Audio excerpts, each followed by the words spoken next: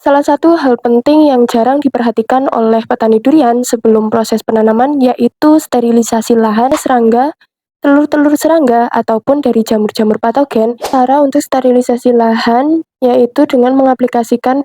Halo, Assalamualaikum petani durian, kembali lagi bersama channel YouTube kami. Salah satu hal penting yang jarang diperhatikan oleh petani durian sebelum proses penanaman yaitu sterilisasi lahan atau tanah. Saat kita sudah menentukan lahan yang akan ditanami durian, apakah kita sudah yakin bahwa lahan tersebut sudah steril dari hal-hal yang mengganggu, misalnya serangga, telur-telur serangga, ataupun dari jamur-jamur patogen yang nantinya akan berkembang untuk mengganggu pohon durian? Jawabannya tentu belum steril. Maka dari itu, sterilisasi lahan atau tanah penting untuk dilakukan sebelum proses penanaman durian. Sterilisasi lahan setidaknya memiliki dua tujuan. Yang pertama, membasmi patogen berupa hewan-hewan misalnya serangga atau telurnya yang masih berada di lahan. Sedangkan yang kedua, membasmi jamur patogen ataupun cendawan yang hidup di lahan. Dengan demikian, sterilisasi lahan ini penting untuk dilakukan. Adapun sterilisasi ini dilakukan pada fase sebelum kita memasukkan bakteri baik maupun jamur baik pada lahan.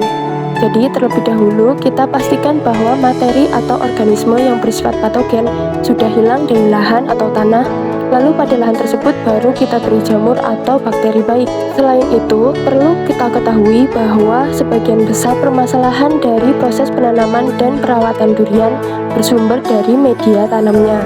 Hal ini terkadang kurang disadari oleh petani durian, sehingga ketika tanaman baru tumbuh, tiba-tiba jamur sudah menyerang.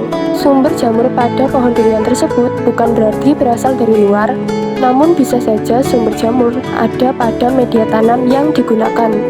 Karena itu, sekali lagi bahwa sterilisasi penting untuk dilakukan. Adapun cara untuk sterilisasi lahan yaitu dengan mengaplikasikan pestisida berupa insektisida dan fungisida dengan cara mengocorkan atau menyemprotkan pestisida langsung ke lahan atau tanah.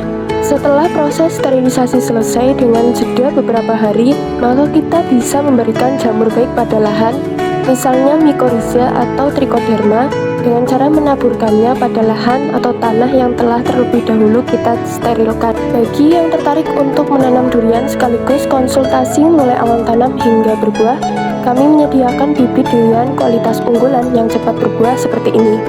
Kami juga menyediakan paket sekalian tanam.